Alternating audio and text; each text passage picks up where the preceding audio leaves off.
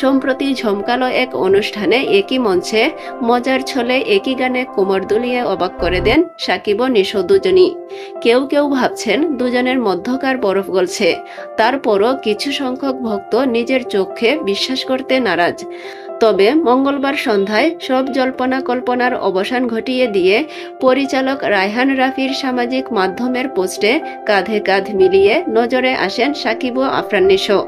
এতেই স্পষ্ট ধারণা পাওয়া যায় শাকিব খান অভিনীত তাণ্ডব সিনেমায় গেস্ট অ্যাপিয়ারেন্সে থাকছেন আফরান নিশো।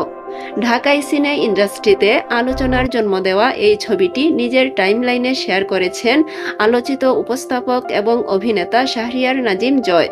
ছবিটি শেয়ার করে জয় লিখেছেন, মনোমালিন্যের অবসান হয় না রে পাগল, সবই ব্যবসায়ীদের হাতের পুতুল। যেমনি নাচাও তেমনি নাচে পুতুলের কি দোষ। যে ভক্তরা গত 2 বছর ধরে যুদ্ধ করলো ওদেরও মিলাইয়ে দেন, অথবা এরপর বলে দেবেন ভক্তরা যেন মাতামাতি না করে, কারণ দিন শেষে অঙ্কটা আপনারাই মিলান, মাঝে ঝগড়া বিবাদ ফেসাদ। রায়হান রাফি এবং শাকিব খান জুটির সিনেমা এমনিতেই ব্লকবাস্টার হবে। নিশো তাণ্ডবকে এক্সট্রা মাইলেজ দেবে নিঃসন্দেহে।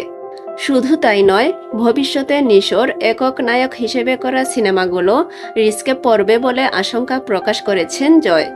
এ ধরনের বিস্ফোরক মন্তব্যের প্রতিবাদে সামাজিক যোগাযোগ মাধ্যমে বেশ সমালোচিত হচ্ছেন তিনি। মন্তব্য ঘরে এক ভক্ত লিখেছেন, জয় ভাই, আপনি হচ্ছেন একজন হিপ্রোকেট এবং হিংসাত্মক মনোভাবাপন্ন মানুষ।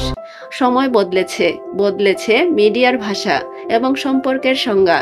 প্রতিদ্বন্দ্বিতা আজ শুধুই হয়তো পর্দায়, পেছনের গল্পটা অনেকটাই ভিন্ন। ভক্তদের মাতামাতি, মিডিয়ার জল্পনা কল্পনার মাঝে শিল্পীরা যদি একসঙ্গে কাজ করতে পারেন, সেটাই হয়তো পেশাদারিত্বের বড় উদাহরণ।